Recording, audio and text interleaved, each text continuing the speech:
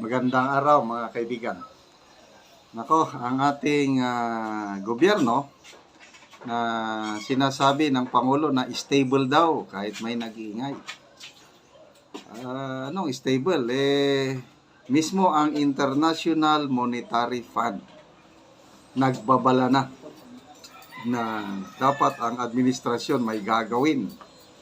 Kasi kung hindi nila gawin itong babala o hindi nila pakinggan ang babala ng International Monetary Fund, yung financial stability natin, delikado. Lalo na yung dalawang bangko na kinunan nila ng pondo para sa Maharlika Investment Fund. 50 billion sa Land Bank at saka 25 billion sa Development Bank of the Philippines. Sobra isang taon na. Wala pa rin nangyayari sa Maharlika Investment Fund. Tahimik sila. Ito na. Napansin na yan ng International Monetary Fund. Okay, so pakinggan natin ang balitang ito plus yung commentary ni Pinoy Views and Opinion at dagdagan ko na lang din ng reaksyon.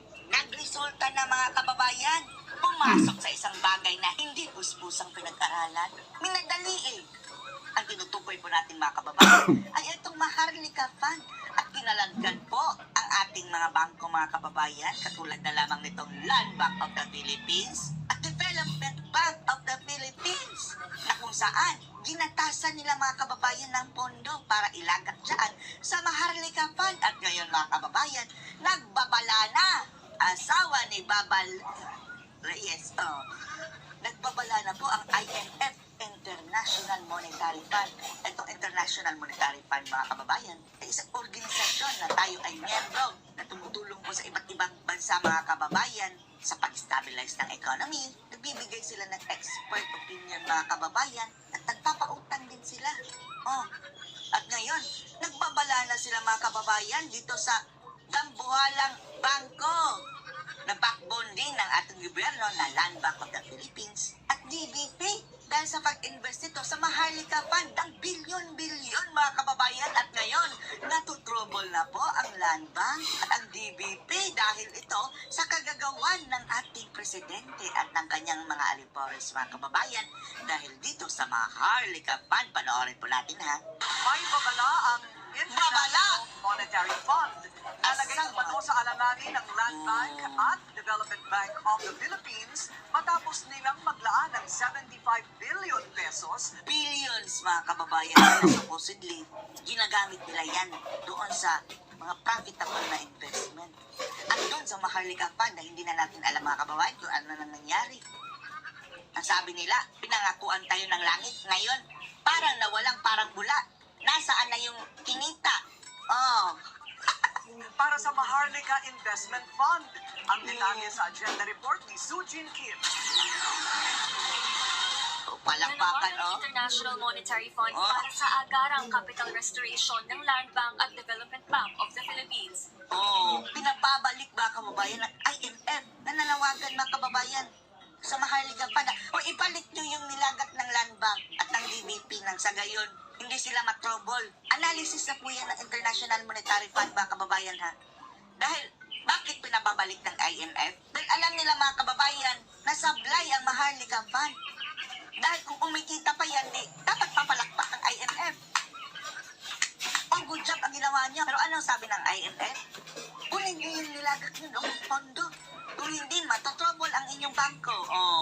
Kaya nga, ang sabi ni Gwanzon mga kababayan, safe pa ba ang aming mga deposito dyan sa Land Bank of the Philippines? Gayong kabilang ito sa ginagatasan dyan sa Maharlika Fund? Philippines. Ito'y matapos maglaan ng 50 billion pesos ang Land Bank at 25 billion pesos ang DBP sa Maharlika Investment Fund. Grabe, Ayon no? sa IMF, Billions. ang kapital na inilabas ng dalawang state-owned banks ay nakaapekto sa kanilang liquidity at common equity. Ibig sabihin mga kababayan, walang kinita. Look, Yung liquidity, merong tinatawag na CAR. Cash Adequacy Ratio. Correct me if I'm wrong. Yun ang matanda, basta CAR eh. It should be 10%.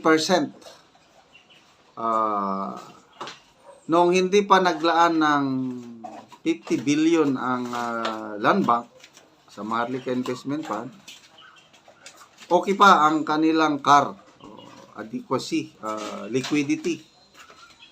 Yung CAR na yan, CAR, yung bang dapat may sapat na pundo ang bangko para kung may biglang withdrawal,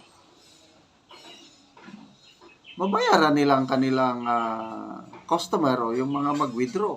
Yun ang ibig sabihin ng liquidity.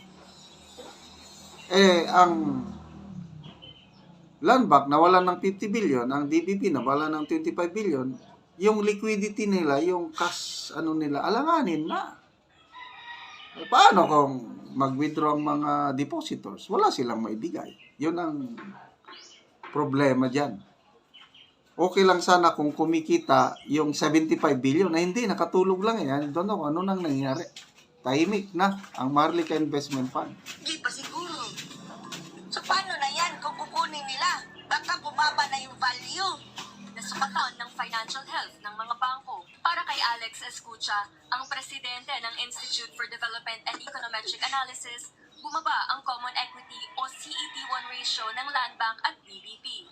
Ang sa DBP, naging mas mababa pa sa regulatory minimum na 10%. Galing 13 mga kababayan ha ang DBP, naging 8% na lang. Bumaba pa sa minimum mga kababayan ng 10%. After nyan, naglabas ng pera papunta sa Maharlika Fund. O Bongbong, anong ginagawa mo dito sa ating mga bangko? Gusto nyo bang i-bankrupt ito? Because of that reduction in capital, DBP will have no choice but to reduce its assets and loan portfolio. Simple implication, they cannot expand. Hindi na makakapag-expand. Ano ba itong pinaggagawa ng Daang gobyerno? humingi ang Land Bank at DBP ng regulatory relief mula sa Bangko Sentral ng Pilipinas matapos ang kanilang kontribusyon sa MIF. Relief.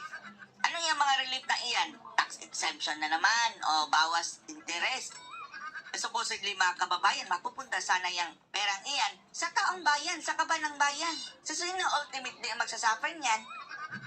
At taong bayan pa rin. Ibig sabihin nito, sa loob ng 2 hanggang 3 taon, hindi sila papatawa ng mga penalties sa kanilang pag-deviate sa regulatory capital requirements. So meaning, walang koleksyon. Dapat sanang penalty dyan na babayaran ng DBP at Land Bank mapupunta sa kaban ng bayan. Ay, CAR, Capital Adequacy Ratio pala yun. CAR. So, dapat 10%. So, DBP, 8% na lang. Yan. Tiway na. Hindi na mapapakinabangan. Kampante naman si Escucha na kayang maabot ng DBP ang 10% CET1 ratio sa katapusan ng taon. Basta't Ay, tingnan nyo ang trend o galing 13 mga kababayan, ang laki na ibinagsak. Papuntang 8 ang DBP. Ang Land Bank naman mga kababayan, 15%, bumagsak sa 12. Alam nyo mga kababayan, sa laki ng assets nila, kahit 1% mga kababayan, napakasakit na yan. How much more itong 5%, 3% ng mga malalaking bangko? So, sana, pakinggan ng administrasyong ito yung babala ng